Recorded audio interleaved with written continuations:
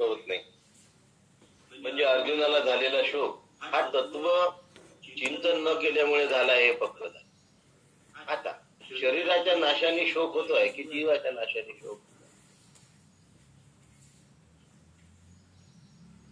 त्याचं उत्तर असं आहे की शरीराच्या नाशाने शोक झाल्यानंतर जर तू रडत असशील तर ते शरीराचं ममत्व आहे म्हणून रडतो, त्या शरीराप्रती प्रियत्व आहे म्हणून तू रडतो, त्या शरीराच्या सहवासाची स्मृती तुझी पुन्हा पुन्हा उजाळल्या जाते म्हणून तू रडतो. जीवाच्या नाशाने जर शोक होतो असं म्हणत असतील तर जीवाचा नाश होत नाही, जीव सूक्ष्म रूपात पुन्हा दुसऱ्या शरीरामध्ये प्रवेश करतो. जीव पुन्हा दुसऱ्या शरीरामध्ये प्रवेश करतो. यातल्या 13व्या नंबरच्या श्लोकामध्ये या गोष्टी आपल्या समोर पुन्हा येणार आहे. आणि त्यावेळेला आम्हाला पुन्हा असं वाटेल, देहिनोस्मिन यथा देह कौमारम यौवनम जरा तथा देहांतर प्राप्ती धीरस्तत्र न मुदीयते. हा मुद्दा येणार आहे आणि या मुद्द्याच्या अनुषंगी जीव जातो परंतु जीव मरत नाही. जीव मरत नाही. तू शोक कशासाठी करतोय? तत्वासाठी करत नाहीये. जीव मरणार नाहीये कारण तो दुसऱ्या शरीरात जाणार आहे. आत्ताच्या शरीरापेक्षा त्याला उत्तम शरीर मिळू शकतं, सुदृढ शरीर मिळू शकतं. कोणतंही मिळेल शरीर, तो भाग नाहीये. पुनर्जन्म हा वैदिक धर्माने मान्य केला आणि शरीराच्या नाशाने शोक होत असेल तर हा तुझा दोष आहे. त्या शरीराचं जे प्रियत्व आहे ते तुला पुन्हा पुन्हा आठवत आहे.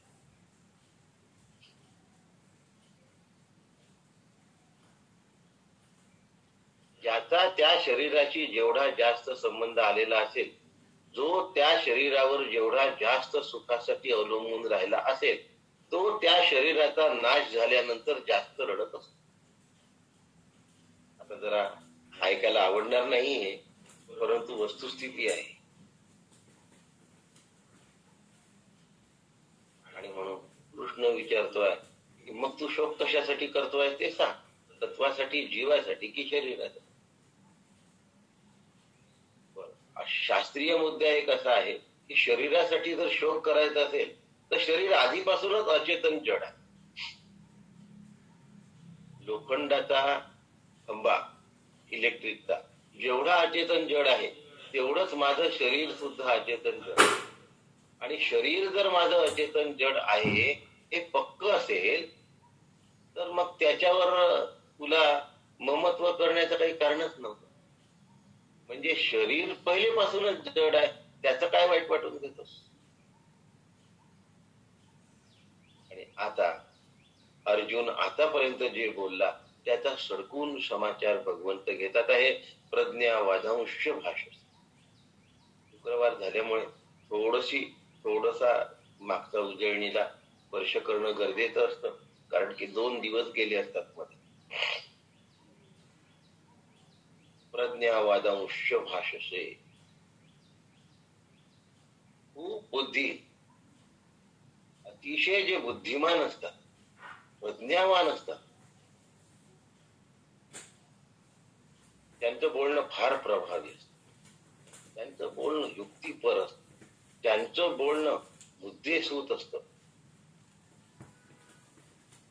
बोलणं चालणं मुद्देसूत असलं तरी त्यांचं वागणं तसं असेल असं नाही सांगू शकत. खूप मोठमोठी मंडळी पाहिली आणि सर्व क्षेत्रांमधली पाहिली. अतिशय मोठे नावाजलेले, देशामधले नावाजलेले डॉक्टर पाहिले, देशामधले नावाजलेले वकील पाहिले, देशात नावाजलेल्या मोठमोठ्या पदांवरची लोक पाहिली. त्यांच्या बोलण्याने अवाक होऊन जाऊ एवढं त्यांचं बोलणं प्रतिभा संपन्न असतं, पण त्या वागण्याचा त्याच्याशी मेळ असेलच असं अजिबात नसतं. मोठी गायक पाहिली की जे आंतरराष्ट्रीय ख्यातीचे गायक, पण त्यांना डायसवर संतापताना पाहिलाय आणि इतकं जास्त संतापताना पाहिलाय की ज्याची काही हद्द नाही. त्यांचं एकंदर तुंगता आणि त्यांचं वागणं याचा मेळ बसत नाही. परमार्थामध्ये बोलण्याचा वागण्याशी मेळ बसण्याची नितांत गरज आहे. आणि जर ती नसेल तर त्याला संत मूर्ख. भगवंतांनी मूर्ख म्हटलं नाही. कृष्णम वंदे जगद्गुरु. सगळ्या जगाचे गुरु आहेत संतांनी. म्हणजे शंकराचार्यांनी त्याला मूर्ख म्हटलंय अर्जुना, आणि माऊलींनी सुद्धा त्यांना मूर्ख म्हटलं. आणि स्पष्ट त्यांच्या ओवीमध्ये मूर्ख शब्दच आलेला आहे, दुसरा शब्द आलेला नाहीये.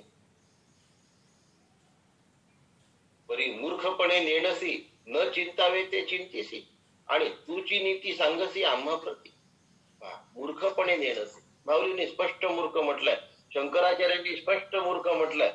पण जगद्गुरु श्रीमद भगवंत श्रीकृष्ण यांनी त्यांना मूर्ख म्हटलं नाही.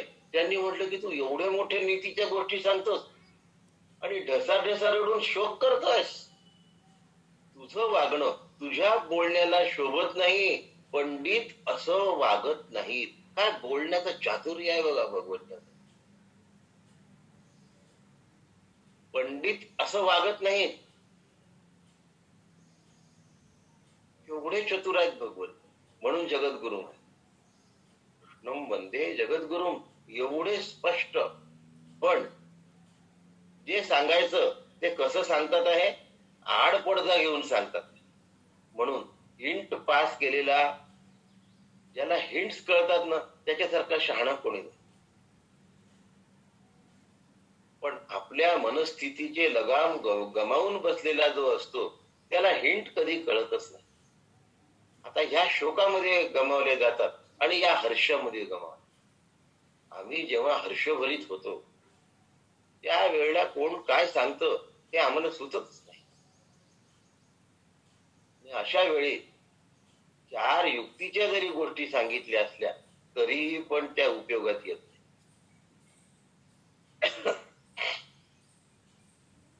मग आता जातात ते प्राण गमावून जातात. जाणारा जो आहे तो काय जातो, प्राण गमावतो. हेही कळलं पाहिजे. शरीर अचेतन जड आहे. तत्व कधीच मरत नाही. जीव हा सुद्धा एका देहातून दुसऱ्या देहात जातो. मग जातं काय आहे, प्राण. नेतं कोण आहे या सगळ्यांना, प्राण. म्हणून प्राण गेले असं म्हणण्याची पद्धत आहे. आता त्याच्यासाठी प्रश्न विचारला आहे प्रज्ञा वादंश भाषेमध्ये कृष्णाने अर्जुनाला. ते म्हणतात जे प्राण गमावून बसले म्हणजे मेले, त्यांच्यासाठी रडून काय फायदा, कारण ते गेले ऑलरेडी. आणि ज्यांचे प्राण शिल्लक आहे म्हणजे जे जिवंत आहेत, त्यांच्यासाठी रडण्याचं कारण नाही, कारण ते जिवंत आहे. आता जे मेले त्यांच्यासाठी रडण्याचं कारण नाही, जे जिवंत आहे त्यांच्यासाठी रडण्याचं कारण नाही. तात्पर्य दोन्हीही वैचारिक बाजू बघता. काय युक्तिवाद मांडलाय बघा. वैचारिक दोन्हीही बाजू बघता प्राण गेलेल्यासाठी रडून फायदा नाही, प्राण असणाऱ्यासाठी रडण्याचं कारण नाही. पंडित दोन्ही बाजूचा विचार करणारा कधीच रडत नाही, कारण प्राण गेलेल्यासाठी रडून काही फायदा नाही, कारण त्याला कळत. ज्याचे प्राण शिल्लक आहे त्याच्यासाठी रडण्याचं कारण नाही. मग तू अक्कलवंतासारखा बोलतो आहे आणि मूर्खासारखा रडतो आहे, याचा मेळ कसा बसवावा. आचार्यांचं वाक्य आहे बरं. तू अक्कलवंतासारखा बोलतो आहे आणि मूर्खासारखा रडतो आहे, या दोघांचा मेळ कसा बसवावा ते सांग. त्याच्यावर माऊलीने कहर केलाय. तू जाणता तरी म्हणसी, परी नेणवे ते न सांडीसी. तू जाणता म्हणतोय पण तुझं नेणते पण. शिकवू म्हणो तरी बोलसी, बहुसाला नीती. एवढ्या नीतीच्या गोष्टी करतोय. तुझं वागणं कसं आहे, तुझं वागणं कसं आहे, त्या वागण्याचं पुन्हा माऊलीने वर्णन केलं. जात्यंधा लागे पिसे. एखादं जनावर आहे, जन्मतः आंधळ आहे, आणि ते वासरू आंधळ असलं तरी जन्मल्यानंतर उठतं, उभं राहतं आणि धावायला लागतं. कसं धावतं? सैरा वैरा धाव. तुझं शहाणपण तसं आहे. आंधळ्या गरुडा पाखा हाती. कितीही पंखामध्ये ताण असला, त्रास ताकद असली तरी दृष्टी गेलेली आहे. पण हे विवेक आणि वैराग्याच्या अनुषंगिक माऊलींनी त्यावेळेला दिलेले उदाहरण आहे, येणार आहे. पण आता जात्यंधा लागे पिसे म्हणजे हा वासरू आहे, जन्मता आंधळ आहे, जन्म झाल्यावर उठून बसलं, जे धावायला लागलं की नाही, ते कोलमडून पडणार आणि मरणार. तुझे शहाणपण तैसे दिसत. तुझं अक्कलवंतासारखं बोलणं आणि मूर्खासारखं रडणं हे तसं दिसतंय रे. पुन्हा माऊली म्हणते की तू स्वतःला तर जाणतच नाही आणि कौरवाचा शोक कर. तुझं शहाणपण आम्हाला विस्मयकारी वाटत आहे. खूपदा असं होतं, मी कोण आहे याचा शोध घ्यायचा राहून जात, आणि माझ्या घरच्यांचा उद्धार झाला पाहिजे, मुलांचा उद्धार झाला पाहिजे, अमुक नातलगांचा उद्धार झाला पाहिजे, चालले सगळ्यांसाठी. अरे बाबा, सगळे ऐकतात, त्यांच्या उद्धारासाठी तू धडपडतोय आणि तू ऐकलंच नाही उद्धार कसा करून घ्यायचा आहे. कारण त्यांना बोलवण्यात, त्यांना आणण्यामध्ये, त्यांचा विचार करण्यामध्येच तुझा काय गेलाय, काळ गेलाय. तत्वतः मी कोण आहे हे पहिले समजून घेतलं पाहिजे. याला म्हणतात आत्मानव मोक्षार्थ. मग जगत हित आहे. तू आधी कौरवांचा शोक करतोय आणि स्वतःला आत्मज्ञान झालं नाही, याच्याबद्दल तुला काहीच खंत नाही. याचं मला वारंवार आश्चर्य वाटत आहे. तू विद्वत्तेचा खोटा भास दाखवतोय अर्जुना, विद्वत्तेचा आव दाखवतेस. विद्वत्ता, शोकाकुलता या परस्पर विरोधी गोष्टी. म्हणून तू खरा विद्वान नाहीस. काही लोक बोलतात खूप, आपल्याला इतकं समजलं असं दाखवतात, पण त्यांच्या दाखवण्यामध्येच ते वेडे आहे किंवा त्यांना ते कळलं नाही हे कळतं. फार बोलतात.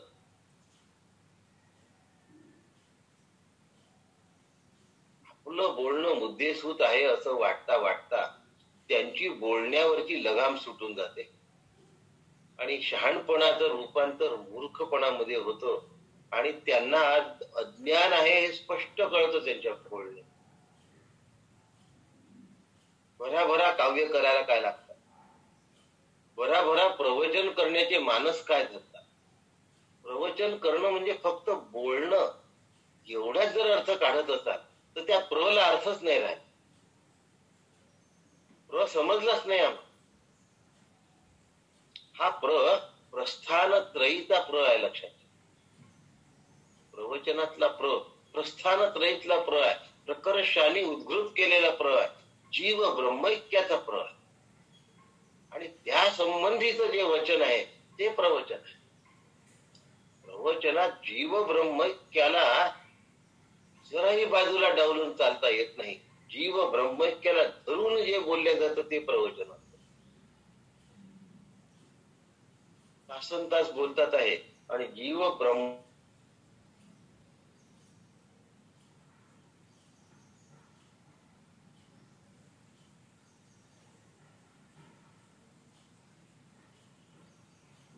म्हणत नाही, त्याला प्लीडिंग म्हणतात. आपली बाजू मांडणं असं. आपली बाजू मांडणं म्हणजे प्रवचन नव्हे. आपल्याला काय हवं ते सांगणं म्हणजे प्रवचन नव्हे. जीवत्वाला ब्रह्मस्वरूपाशी कसं जोडायचं याला प्रवचन म्हणतात. म्हणून अनेक प्रवचन वर्षानुवर्ष निरुपयोगी असतात. ती एक करमणूक असते. आणि अर्जुनाचं जे बोलणं आहे ते एक करमणूक होती भगवंताला. आणि ज्यांनी खरोखर अभ्यास केलाय त्याच्यासाठी सुद्धा पहिला अध्याय कर्मणूक होते म्हणून श्लोक वाईज घेतला नाही, श्लोकाप्रमाणे घेतला नाही.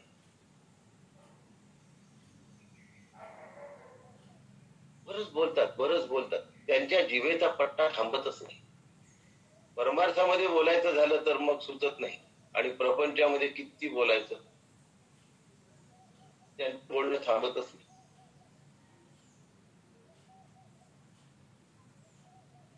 आपण म्हणावं तुम्ही हे भांड किती चक्क ठेवलं. त्या म्हणतात माझ्या सासूबाई फारच मळकं ठेवत होत्या, माझ्या आईने मला शिकवलं भांड कसं चक्क ठेवलं पाहिजे. पण आमच्या घरामध्ये इतकं धवडका असताना सुद्धा मी ते चक्क ठेवलं. आणि एवढंच नव्हे तर या धबडक्यातून माझ्या मुलीवर संस्कार केले, ती पण कशी माझ्यासारखे व्यवस्थित भांडे चक्क ठेवते. आता तुला तुझ्या सासूबाईचा, आईचा, तुझ्या घरातल्या इतिहासाचा, मुलीचा एवढे प्रश्न विचारले होते का? इथे ऑनलाईनच्या मर्यादा असतात.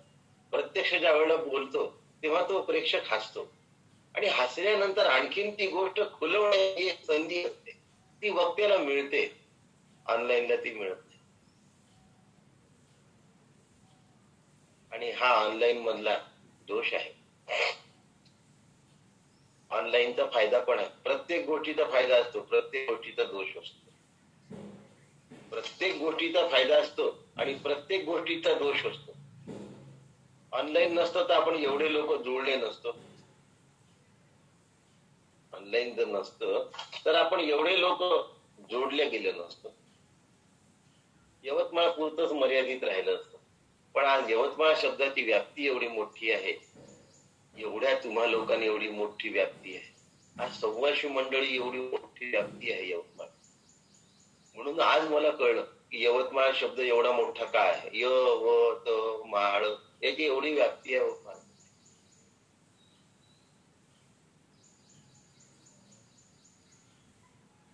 ऑनलाईनचा हा फायदा पण आहे. जगामध्ये प्रत्येक गोष्ट फायद्याची असते, प्रत्येक गोष्ट नुकसानीची असते, प्रत्येक गोष्ट चांगली असते, प्रत्येक गोष्ट चांगली असते. आपण तिला कसं बघतो याच्यावर होतं. लोकांचं मरण येणं हे सुद्धा चांगली गोष्ट आहे, आम्हाला पटत नाही. आमच्या मरणाच्या वेळा पटत नाही. म्हातारा माणूस ज्या वेळेला मरतो तेव्हा त्याचं मरणच योग्य. तुम्ही म्हणाल तरुण मरतो तेव्हा त्याचं मरण मग अयोग्य आहे का? नाही. भगवंत अयोग्य नावाची गोष्ट कधीच करत नाही. मी पण खूप हसले असा कोणाचा तरी एक मेसेज आहे. आता ते नाव वरत वाचता आलं नाही कारण ते आणखी बारीक असत. असो, तर विषय असा आहे की तरुण माणसाचं मरण सुद्धा गरजेचं आहे, वृद्धाचं मरण सुद्धा गरजेचं आहे. भगवंत न्यायी आहे. त्याच्या तराजूमध्ये जरा असबा म्हणजे तसूभराचा सुद्धा दोष नाही. इलेक्ट्रॉनिक्सच्या तराजूपेक्षाही परफेक्ट जो तराजू कोणाचा असेल तो भगवंताचा आहे. आणि म्हणून ज्याला ज्या वेळी देह सोडण्याची गरज आहे त्याच्या पूर्व कर्मानुसार भगवंत त्यावेळी त्याला नेल्याशिवाय राहत नाही. आपल्याला असं वाटतं की भलत्याच वेळी आपली जायची वेळ आली. नाही, जायची वेळ योग्यच असते. आम्हाला ती समजली नसल्यामुळे आम्ही त्याला भलतीच वेळ समजतो. आम्हाला असं वाटतं यावेळी जायची वेळ यायला नको. प्रज्ञावादांश भाषसे आपण पे तरी नेणसी परी कौरवाचे शुटू पाहशे. अरे स्वतःचा उद्धार करून घेतला नाही. नेहमी असंच होतं. राहून काय जातं, आपलंच राहून जात. हा बहु विस्मय आम्हासी पुढत पुढसी. म्हणून आता माऊलीनी कान धरलाय. आता माऊली ऐकायला तयार नाही. म्हणतात मूर्खपणे परी नेणसी न चिंतावे ते चिंतीसी आणि तुची नीती सांगीसी आम्हा प्रती. अरे तू मूर्खासारखा विचार करतो आहे, ज्याचं चिंतन किंवा चिंता करायला नको त्याची चिंता करतोय. ज्याचं चिंतन करायला पाहिजे त्याचं चिंतन करत नाही आणि नको त्या गोष्टीची चिंता करतोय आणि वरून नीतीच्या गोष्टी तू आम्हाला सांगतोय. अर्जुन, हे तुझं बरोबर नाही. म्हणून म्हणतात गतासून अगतासून नानुशोचंती पंडिता. होऊन गेलेल्या गोष्टीचा शोक पंडित करत नाही. गतासून आणि अगतासून होणाऱ्या गोष्टी. हा भूतकाळाचा प्रत्यय आहे. अगत म्हणजे येणाऱ्या गोष्टी, झालेल्या गोष्टी आणि येणाऱ्या गोष्टी याचा शोक करत नाही, म्हणजे त्याचा रवंथ करत नाही, त्याच त्या उघडत नाही. थोडस आणखीन स्पष्ट करू. होऊन गेलेल्या गोष्टींचा पुन्हा पुन्हा उघडणं याला रवंथ म्हणतात, याला चर्वण असं म्हणतात. होऊन गेलेल्या सुखदुःखाच्या गोष्टी रमणे. हो, तुम्हाला काय सांगू, मला नोकरी लागली, काय आनंद झाला. मग माझा विवाह असा झाला होता, तसा झाला होता. होऊन गेलेल्या गोष्टीचा रवंथ याला शोक असं म्हणतात. जरीही आनंदाच्या गोष्टी जुन्या करत असले तरी तो शोकच आहे, लक्षात घ्या. शोक शब्द आम्ही फक्त दुःखासाठी वापरतो नव्हे. होऊन गेलेल्या गोष्टींची चर्चा याला शोक म्हणतात आणि होणाऱ्या गोष्टीची जी चर्चा आहे म्हणजे आगमन, त्याला मनोरथ असं म्हणतात, त्याला अंदाज असं म्हणतात, त्याला आराखडे म्हणतात, त्याला अगतासूंश असं. शोकाचे दोन भाग आहेत आणि हे दोनही जीवन अवलक्षण आहे. लक्षण कशाला म्हणतात? जे असल्याने आपलं भलं होईल. आणि अवलक्षण कशाला म्हणतात? जे असल्याने माझं वाटोळ होईल. जीवाला जन्मामध्ये आणि मरणामध्ये लोटणार म्हणजे जीवाचं वाटोळ करणारी जर कोणती गोष्ट असेल त्याला अवलक्षण असं म्हणतात. त्याला गतासून आणि अगतासूंश असं म्हणतात. भूतकाळाचं चिंतन आणि भविष्य काळाची चिंता याला अवलक्षण असं. आम्हाला भूतकाळाच्या गोष्टी करायला फार आवडतो. जसा जसा काळ आमच्या हातातून निघून गेला असेल त्याच्यावर बोलायला आम्हाला फार आवडतं. आम्ही तिने सगळ्या बहिणी एकत्र आले की खूपच मजा आहे.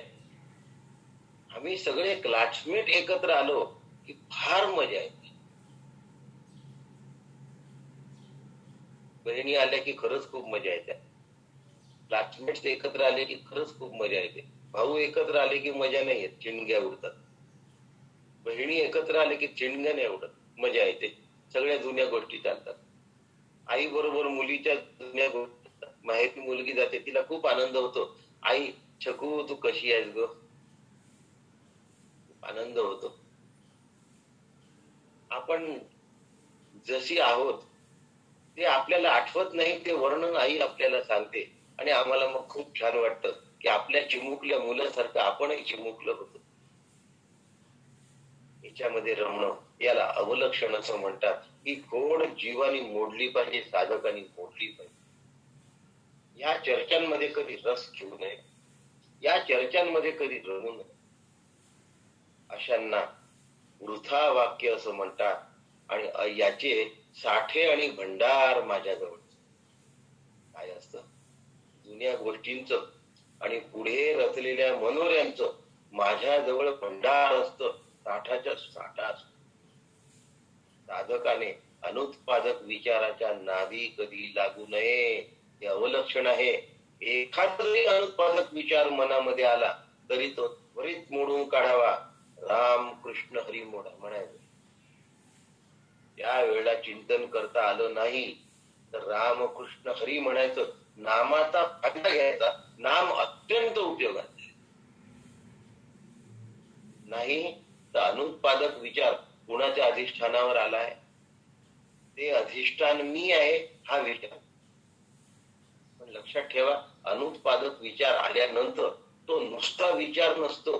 त्या विचाराला सत्यत्वाने काय केलं असतं? ग्रासलं असतं. म्हणून तिथे मोह निर्माण झाला असतं त्या विचारात.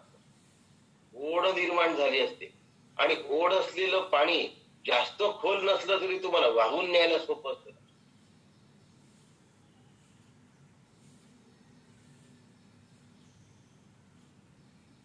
ओढ नसलेलं पाणी हे वाहून न्यायला तुम्हाला हे असतं. एका नावाड्याच्या काठी एका गणिताचा अभ्यासक गेला. प्राध्यापक म्हणणार नाही, शिक्षक म्हणणार नाही, कारण मग कोणाला नावं ठेवल्यासारखं होतं. अभ्यासक म्हणूया असं म्हणण्याने नावं ठेवल्यासारखंच होईल, पण मला तसं करायचं नाही.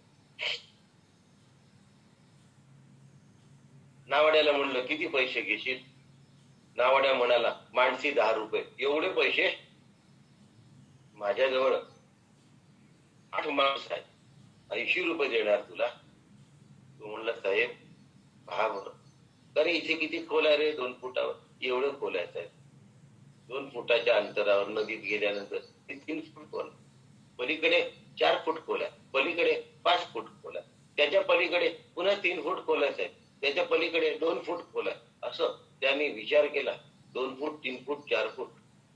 एकाच ठिकाणी 5 आहे, पुन्हा 3 फूट आहे आणि 2 फूट आहे. ऍव्हरेज एवढंच फूट आहे. आणि आपण सगळे तर 6 फुटाचे आहोत, 5.5 फूट, 6 फूट उंचीचे आहोत. आपल्याला जायला काही अर्थ. सगळे तब्येतीने छान व्यवस्थित उतरले नदीत, नाही द्यायचे एवढे पैसे. आणि गेले, अर्ध्या प्रवाहात गेले, सगळे वाहून गेले.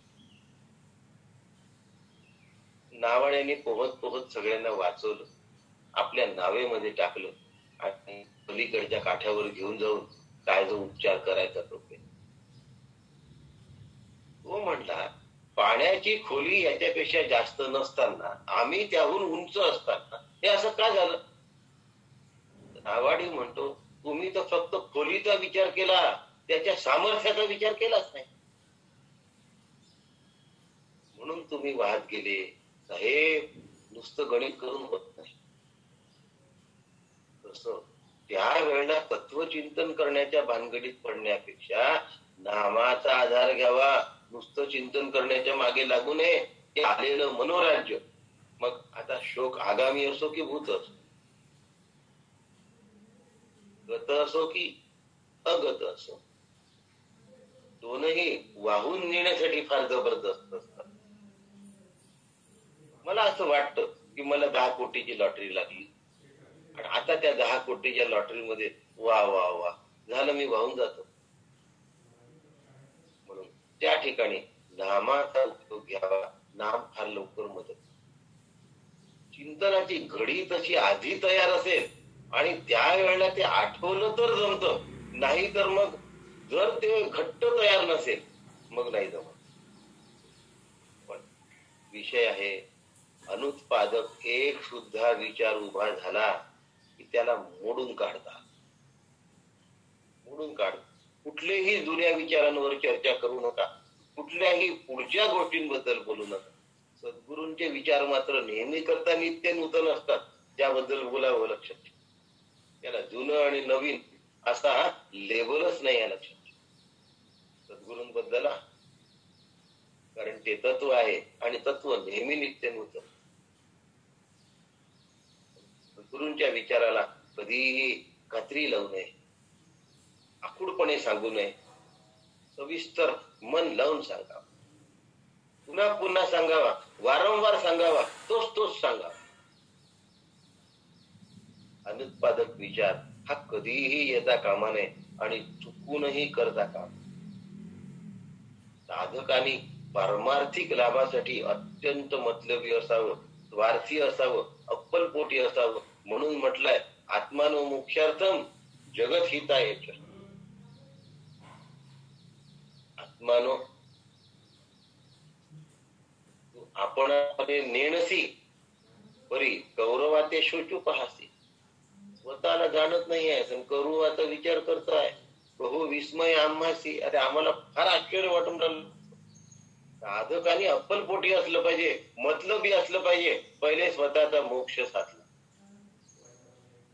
काही लोक सेवेला फार भर देतात आणि दुसऱ्याची सेवा करण्यासाठी जातात. अरे बाबा, दुसऱ्याची सेवा करू नका, तुम्ही पहिले मी आत्मा आहे, विचार कर. आणि मग दुसऱ्या आत्मस्वरूपाचा विचार जेव्हा करतो तेव्हा दुसरं नावाची गोष्ट शिल्लक राहत नाही.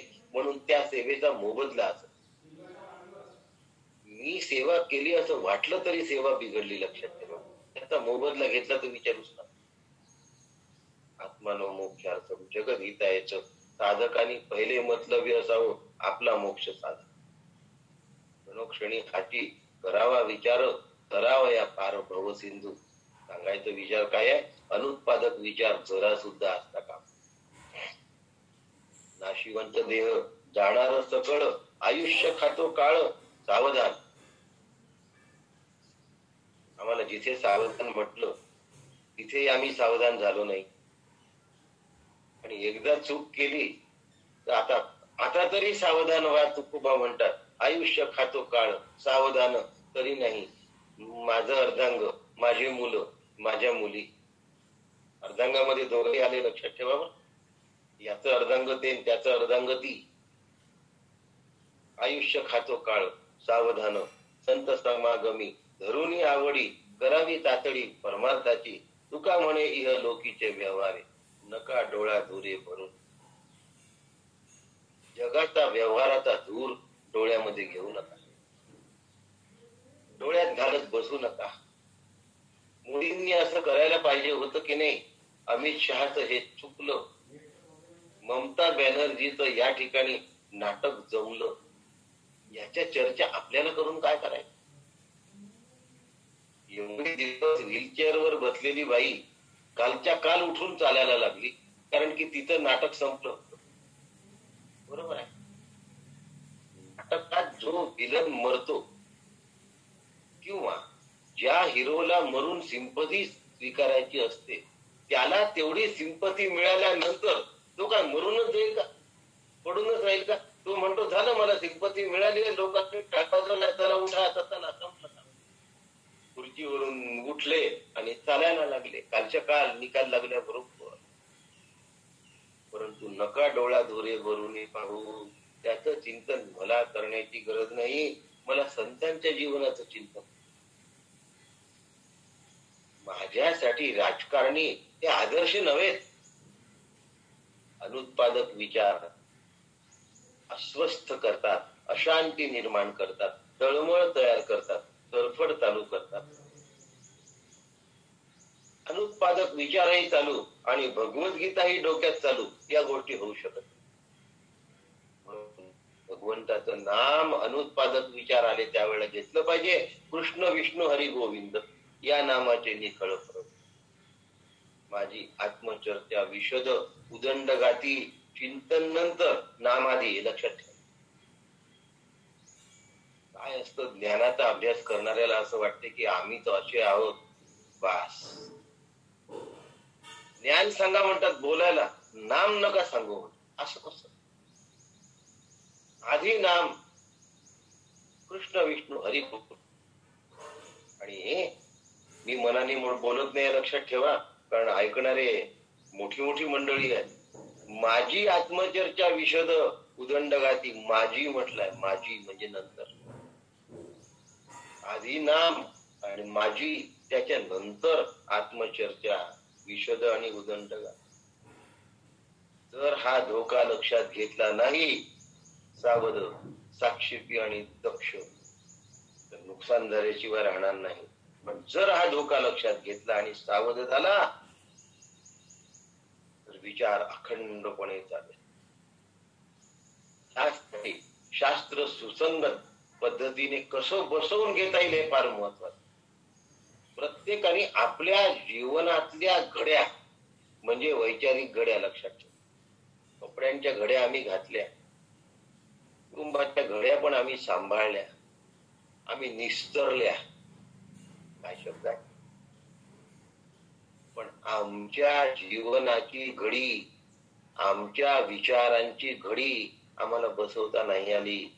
आणि तीच भगवंत सांगतात आहे, नानू शोचंती पंडित हा. अरे तू विचारी आहेस, मग भूत आणि भविष्याचा विचार का करतोस अर्जुना. पंडित आहेस ना, विचारी आहेस ना, मग कोणता विचार केला पाहिजे. लहान मूल कंच्यांचा विचार करतो, कंचे मोठ्या काचेच्या असतात त्या, आणि मोठा माणूस पैशाचा विचार करतो. दोघही सारखेच आहेत, कारण दोघही विषयाचं चिंतन करतात. एक कंच्यांचं चिंतन करतोय, खेळण्याचं चिंतन करतोय, दुसरं धनाचं चिंतन करतोय. मन दोघांचंही व्यस्त आहे, आणि म्हणून दोघही पंडित नाही, अपंडित आहे. तुझा सगळा विचार, सगळा युक्तिवाद तुझ्या वागण्याशी सुसंगत नाही. गीता किती वागण्याला महत्व देते, म्हणून निधिध्यासनाचा ग्रंथ. आम्हाला हे कळतच नाही. अशोचानन शोचकम प्रज्ञावादांच्या भाषसे गतासून गतासून नानुशोचनची पंडिता. झालं पाठ, झाला अध्याय पाठ, झाले 18 अध्याय पाठ. अरे नुसतं पाठ करून कसं होईल? नुसतं पाठ करून होणार नाही रे. म्हणून युक्तिवादाचा आचाराशी संबंध असला पाहिजे, आणि तो नव्हता, ते खोट होतं. म्हणून तुझा सगळा युक्तिवाद भावनावर झालाय. आचार्य म्हणतात आत्मविषया बुद्धी येशाम तेही पंडिता. आचार्य भाषा ज्यांच्या जवळ असेल त्यांनी बघावं, डाव्या बाजूला संस्कृत मध्ये उद्घृत केला आहे, आत्मविषया बुद्धी ही येशाम तेही पंडिता. आत्मज्ञानी असतात, ज्यांची आत्मविषयी बुद्धी परिपक्व झालेली असते, तेच पंडित हो. बृहदारण्यक म्हणतो पांडित्यम निर्विद्यम. परमार्थतः तू जीव नाहीस, तू नित्य शाश्वत चिरंतर ब्रह्मस्वरूप असा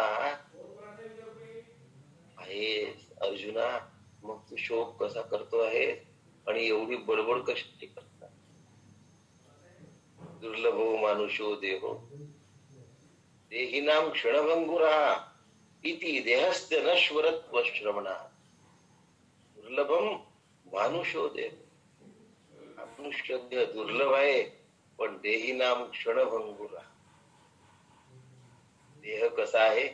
नलिनी जलगत जलमती तरण. कमल पत्रावरचा काय आहे? पाण्याचा थेंब आहे, दवबिंदू आहे. नलिनी दलगत जलमती तरणम. पहिला ग्रंथ आपण भजगोविंदम घेतला. ज्याला आधीपासून अभ्यास करायचा आहे त्यांनी भजगोविंदम जरूर ऐका. म्हणजे स्वतःची विचारांची घडी कशी बसवायची आहे त्याची लिंक अवेलेबल आहे.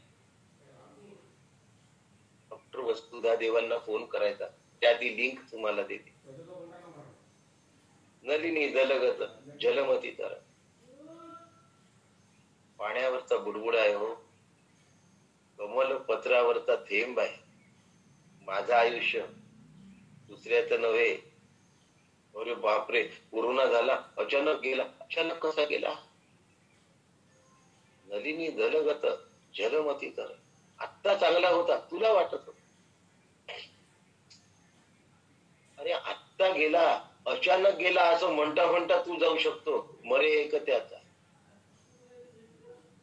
तो गेला याने विस्मयचकित होण्यापेक्षा समजून घे, दुर्लभो मानुषो देहो. मनुष्याचा मिळालेला जन्म दुर्लभ आहे, त्याचं सार्थक करून घेतलं पाहिजे. देहिनाम क्षणभंगूर. पण दुर्लभ असला तरी क्षणभंगूर आहे. मनुष्य देह अत्यंत उपयुक्त आहे मोक्षाच्या दृष्टीने, आणि अत्यंत क्षणभंगूर आहे, तात्कालिक आहे.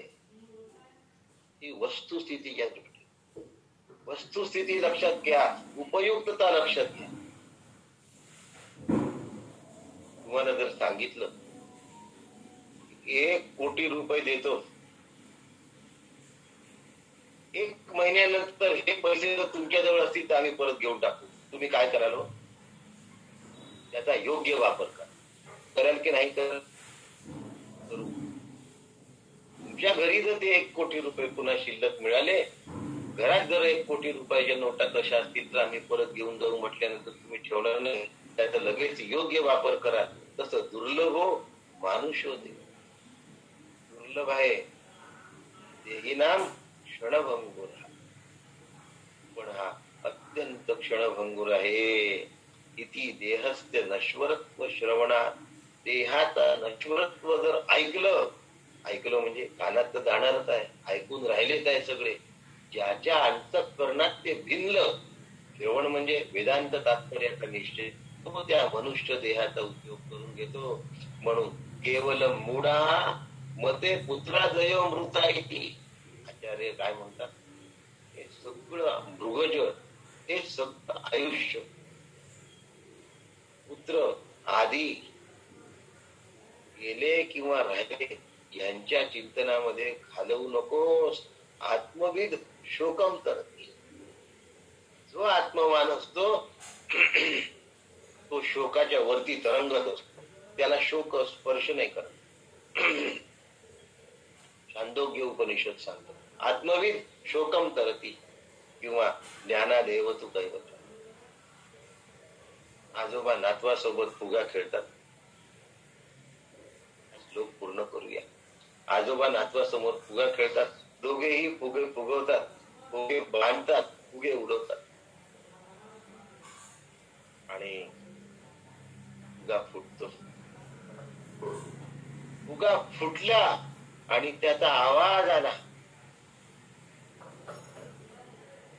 आजोबा हसतात आणि नातू रडतो. नातू का रडतो? फुगा गेला म्हणून रडतोय. आजोबा का हसतात? फुगा जाणारच आहे म्हणून. आजोबाला माहिती आहे की आता जरी हा फुगवलेला फुगा दिसत असला तरी थोड्या वेळात हा फुगा फुटणार. दिसणारा फुगा फुटतोय लक्षात ठेवा.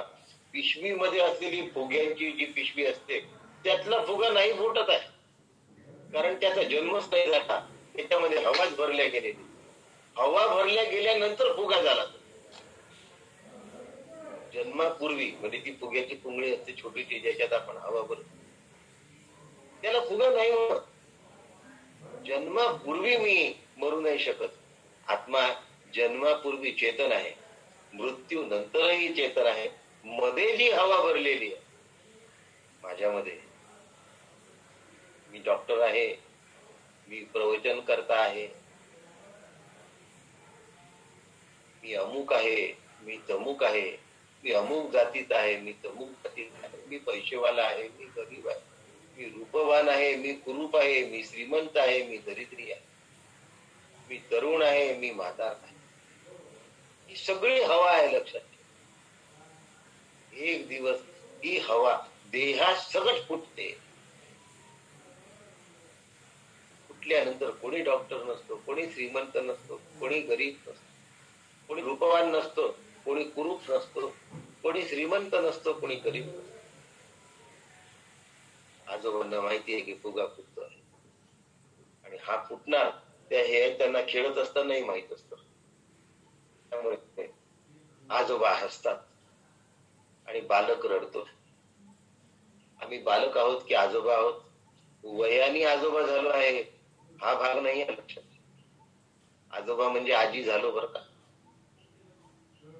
आजी, आजोबा, आई, वडील हे फुगा फुटल्यानंतर हसतात हो, कारण ते मोठे झालेले आहेत. पण पारमार्थतः आम्ही कधी मोठे नाही. आम्ही रडतो आणि ढसा रडतो आणि आम्ही इतका काळ रडलो असं सांगतो. वरून आमचं नामही चालू होतं असं म्हणतो. आमचं नामस्मरण कधी खंडत नाही असं म्हणतो आणि आम्हाला रडू कोसळलं असंही म्हणतो. खरं काय? खरं रडू कोसळलं हेच खरं आहे. नामस्मरण चालतं हा भास आहे. नामस्मरण चालत असेल, हा जर ध्यास असेल तर रडू नाही कोसळ. रडूही कोसळलाय आणि नामस्मरणही चालतंय. ऊनही आहे आणि सावली पण आहे, त्या असण्याची शक्यता नाही.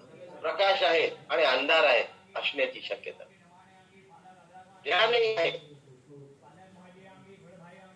आणि अज्ञानाने आम्ही रडतोही आहे, त्या असण्याची शक्यता नाही.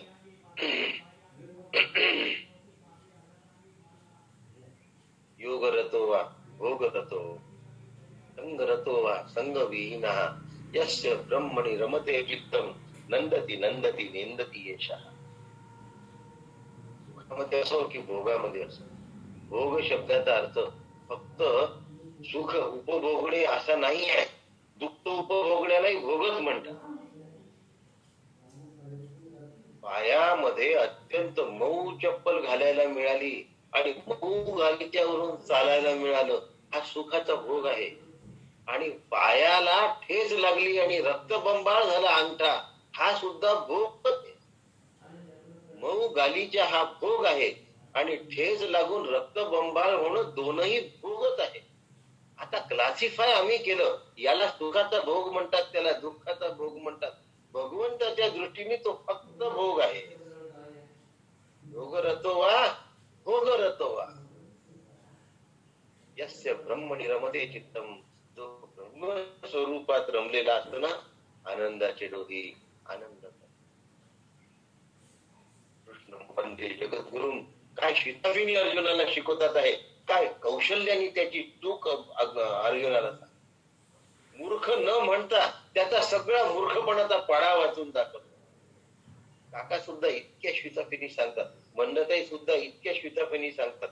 डायरेक्ट चूक सांगत नाही, हिंट पास कर. आणि म्हणून कृष्ण म्हणतो, अरे अर्जुना, याला पंडित नाही म्हणत. पंडिते नापी स्वातंत्र्येण ब्रह्माश्वेनम ब्रह्मान्वेषणम न कुर्या. ब्रह्मान्वेषण सुद्धा स्वतःच्या मनाने करू नये, पंडितांनी शास्त्रानुसार करा. आतमधले पंडित असलेली व्यक्ती, तत्वदृष्टी असलेली व्यक्ती भूत भविष्याबद्दल चिंताग्रस्त होत नाही. भूताचं चिंतन आणि भविष्याचा विचार न करता वर्तमान जसा आहे तसा जो स्वीकारतो तो पारमार्थिक. बदल व्हावा असं वाटलं तर तो पारमार्थिक होऊ शकत नाही. कारण जीवन हे जर कल्पित आहे, हे जर मृगजळ आहे, तर मृगजळामध्ये धार मोठी असावी की लहान असावी असा कधी विचार केलाय का? नाही केला. बाहुलीला मुलगी फ्रॉक घालते, आता तो पिवळा घातला निळा घातला, याचं चिंतन आई करते का हो? कधी नाही करत. 2-4 फ्रॉक असतात आजकाल. आता मी पाहतो म्हणून बाहुल्यांबरोबर फ्रॉक्स पण एक्स्ट्रा मिळतात. आता कोणत्या रंगाचा फ्रॉक घातला आणि कोणत्या रंगाचा नाही घातला याने आई कधी प्रसन्न होत नसते. तसं मृगजळ कसा आहे याने काही फरक पडत नाही. माझ्या जीवनात मी यू केलं यू केलं याला काही अर्थ. असा जो विचार करतो तो नेहमी अस्वस्थ असतो, तो नेहमी शोकाकुल असतो. एक तर गत शोक नाही तर आगामी शोक, पण तो आनंदात कधी राहू शकत नाही. परमार्थाचा अभ्यास करणारा माणूस निश्चिंत असतो, निर्भय असतो, निर्विचार असतो. आपण पाहिलं मग, अनुत्पादक एकही विचार घेत नाही. अनुत्पादक विचार आला नाही की त्याला उत्पादक विचारांनी मोडून काढण्याची गरज नाही. म्हणून अनुत्पादक विचारही नाही आणि उत्पादक विचारही नाही, म्हणून तो निर्विचार शांत असतो, प्रसन्न असतो, तृप्त असतो, समाधानी असतो, आनंदी असतो, अविचल असतो. आणि म्हणून तो कृतार्थ. माऊली सांगते, देखे विवेकी जे होती ते दोहीतही न शोचिती, जे होय जाय भ्रांती जे होय जाय भ्रांती म्हणून. जे झालं तेही, जे होणार आहे तेही, दोन्ही भ्रांती आहेत. म्हणून विवेकी जो असतो तो दोन्ही मध्ये शोक करत नाही, गत शोकही करत नाही आणि आगामी शोकही करत नाही. म्हणून तो निश्चिंत असतो, म्हणून तो निर्भय असतो, म्हणून तो शांत असतो, म्हणून तो निर्विचार असतो, म्हणून तो प्रसन्न.